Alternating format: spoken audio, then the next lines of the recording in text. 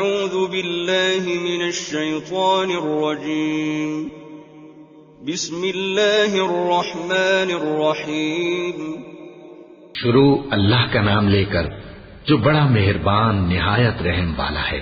سورۃ الفاتحہ قرآن مجید کی سب سے پہلی سورت ہے جس کی احادیث میں بڑی فضیلت آئی ہے۔ فاتحہ کے معنی آغاز اور ابتدا کے ہیں، اس لیے اسے فاتحہ یعنی فاتحۃ الکتاب کہا جاتا ہے۔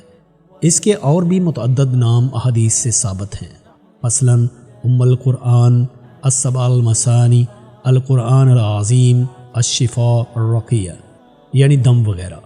حامن السماء اس کا ایک اہم نام الصلاۃ بھی ہے، جیسا کہ ایک حدیث قدسی میں ہے کہ اللہ تعالیٰ نے فرمایا قسمت الصلاۃ بینی و بین عبدی، الحدیث صحیح مسلم کتاب الصلاۃ، میں نے صلاۃ یعنی نماز کو اپنے اور اپنے بندے کے درمیان تقسیم کر دیا ہے، جس کا نصف حصہ اللہ تعالیٰ کی حمد و ثنا اور اس کی رحمت و ربوبیت اور عدل و بادشاہت کے بیان میں ہے، اور نصف حصے میں دعا و مناجات ہے جو بندہ اللہ کی بارگاہ میں کرتا ہے۔ اس حدیث میں سورہ فاتحہ کو نماز سے تعبیر کیا گیا ہے، جس سے یہ صاف معلوم ہوتا ہے کہ نماز میں اس کا پڑھنا بہت ضروری ہے۔ چنانچہ نبی کریم صلی اللہ علیہ وآلہ وسلم کے ارشادات میں اس کی خوب وضاحت کر دی گئی ہے۔ فرمایا لا صلاۃ لمن یقرأ بفاتحۃ الکتاب، صحیح بخاری و مسلم، اس شخص کی نماز نہیں جس نے سورہ فاتحہ نہیں پڑھی۔ اس حدیث میں من کا لفظ عام ہے جو ہر نمازی کو شامل ہے، منفرد ہو یا امام کے پیچھے مقتدی، سری نماز ہو یا جوہری، فرض نماز ہو یا نفل، ہر نمازی کے لیے سورہ فاتحہ پڑھنا ضروری ہے۔ اس عموم کی مزید تائید اس حدیث سے ہوتی ہے جس میں آتا ہے کہ ایک مرتبہ نماز فجر میں بعض صحابہ کرام رضوان اللہ علیہم مجمعین بھی نبی کریم صلی اللہ علیہ وآلہ وسلم کے ساتھ قرآن کریم پڑھتے رہے، جس کی وجہ سے آپ صلی اللہ علیہ وآلہ وسلم پر قرات بوجھل ہو گئی۔ نماز ختم ہونے کے بعد جب آپ صلی اللہ علیہ وآلہ وسلم نے پوچھا کہ تم بھی ساتھ پڑھتے رہے ہو، انہوں نے اسبات میں جواب دیا، تو آپ صلی اللہ علیہ وآلہ وسلم نے فرمایا لا تفعلوا الا بام القرآن فانه لا صلاۃ لمن یقرأ بها، تم ایسا مت کرو یعنی ساتھ ساتھ مت پڑھا کرو، البتہ سورہ فاتحہ ضرور پڑھا کرو کیونکہ اس کے پڑھے بغیر نماز نہیں ہوتی۔ ابو داؤد، ترمذی اور نسائی۔ اسی طرح حضرت ابو ہریرہ رضی اللہ تعالی عنہ سے مروی ہے کہ نبی کریم صلی اللہ علیہ وآلہ وسلم نے فرمایا من صلی صلاۃ لم یقرأ بفاتحہ بام القرآن فہی خداج ثلاثا غیر، تمام جس نے بغیر فاتحہ کے نماز پڑھی تو اس کی نماز ناقص ہے۔ 3 مرتبہ آپ صلی اللہ علیہ وآلہ وسلم نے فرمایا۔ ابو ہریرہ رضی اللہ تعالی عنہ سے عرض کیا گیا انا نکون وراء الامام، امام کے پیچھے بھی ہم نماز پڑھتے ہیں، اس وقت کیا کرے؟ حضرت ابو ہریرہ رضی اللہ تعالی عنہ نے فرمایا قرأ بها فی نفسک، امام کے پیچھے تم سورہ فاتحہ اپنے جی میں پڑھو۔ صحیح مسلم مذکور دونوں حدیثوں سے واضح ہوا کہ قرآن مجید میں جو آتا ہے وَإِذَا قُرِئَ الْقُرْآنُ فَاسْتَمِعُوا لَهُ وَانصِتُوا لَعَلَّكُمْ تُرْحَمُونَ، جب قرآن پڑھا جائے تو سنو اور خاموش رہو۔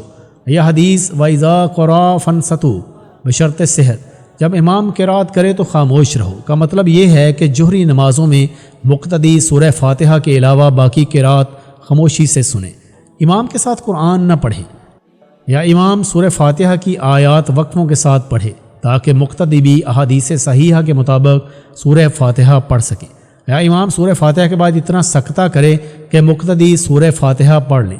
اس طرح آیت قرآنی اور احادیث صحیحہ میں الحمدللہ کوئی تعارض نہیں رہتا، دونوں پر عمل ہو جاتا ہے، جبکہ سورہ فاتحہ کی معاملات سے یہ بات ثابت ہوتی ہے اور خاکم بدہن قرآن کریم اور احادیث ٹکراؤ ہے، اور دونوں میں سے کسی ایک پر ہی عمل ہو سکتا ہے، بیک وقت دونوں پر عمل ممکن نہیں۔ فَتَعُوذُ بِاللَّهِ مِنْ هَذَا، دیکھیے سورہ الاعراف میں آیت نمبر 204 کا حاشیہ اس مسئلے کی تحقیق کے لیے ملاحظہ ہو۔ کتاب تحقیق الکلام از مولانا عبد الرحمن مبارک پوری و توضیح الکلام مولانا ارشاد الحق عصری حافظہ اللہ وغیرہ۔ یہاں یہ بات بھی واضح رہے کہ امام ابن تیمیہ رحمہ اللہ کے نزدیک سلف کی اکثریت کا قول یہ ہے کہ اگر مقتدی امام کی قرات سن رہا ہو تو نہ پڑھے، اور اگر سن رہا ہو تو پڑھے۔ مجموعہ فتاوی ابن تیمیہ۔ یہ سورہ مکی ہے۔ مکی یا مدنی کا مطلب یہ ہے کہ جو صورتیں ہجرت 13 نبوت سے قبل نازل ہوئیں وہ مکی ہیں، خواہ ان کا نزول مکہ مکرمہ میں ہوا ہو یا اس کے آس پاس، اور مدنی وہ صورتیں ہیں جو ہجرت کے بعد نازل ہوئیں، خواہ وہ مدینہ یا اس کے آس پاس میں نازل ہوئی یا اس سے دور، حتیٰ کہ مکہ اور اس کے اطراف میں ہی کیوں نہ نازل ہوئی ہوں۔ بسم اللہ کی بابت اختلاف کہ آیا یہ ہر صورت کی مستقل آیت ہے یا ہر صورت کی آیت کا حصہ ہے، یا یہ صرف سورہ فاتحہ کی ایک آیت ہے، یا کسی بھی صورت کی مستقل آیت نہیں ہے۔ اسے صرف دوسری صورت سے ممتاز کرنے کے لیے ہر صورت کے آغاز میں لکھا جاتا ہے۔ علماء مکہ و کوفہ نے اسے سورہ فاتحہ سمیت ہر صورت کی آیت قرار دیا ہے، جبکہ علماء مدینہ، بصرہ اور شام نے اسے کسی بھی صورت کی آیت تسلیم نہیں کیا، سوائے سورہ نمل کی آیت نمبر 23 کے، اس میں بالاتفاق بسم اللہ اس کا جزو ہے۔ اس طرح جوہری نمازوں میں اس کے اونچی آواز سے پڑھنے پر بھی اختلاف ہے، بعض اونچی آواز سے پڑھنے کے قائل ہیں اور بعض سری یعنی دھیمی آواز سے۔ اکثر علماء نے سری آواز سے پڑھنے کو بہتر قرار دیا ہے۔ بسم اللہ کو آغاز میں ہی الگ کیا گیا ہے، یعنی اللہ کے نام سے پڑھتا یا شروع کرتا یا تلاوت کرتا ہوں۔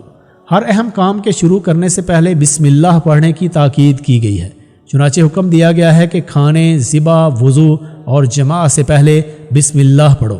تاہم قرآن کریم کی تلاوت کے وقت بسم اللہ الرحمن الرحیم سے پہلے اعوذ باللہ من الشیطان الرجیم پڑھنا بھی ضروری ہے۔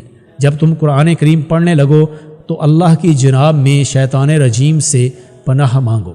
جس طرح اللہ تعالیٰ کے رسولوں کے مراتب میں فرق ہے، ان میں سے بعض سے افضل ہیں۔ ہمارے نبی کریم صلی اللہ علیہ وسلم پوری اولاد آدم کے سردار ہیں۔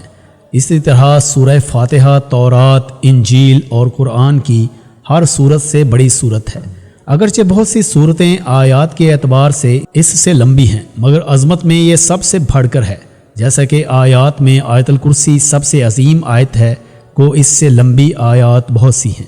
اس صورت کا نام فاتحہ اس لیے ہے کہ اس سے کتاب اللہ کا آغاز ہوتا ہے۔ نماز میں قرات کا آغاز بھی اسی سے ہوتا ہے۔ قاموس میں ہے فاتحۃ کل شیء اولہ، ہر چیز کا فاتحہ اس کے اول کو کہتے ہیں۔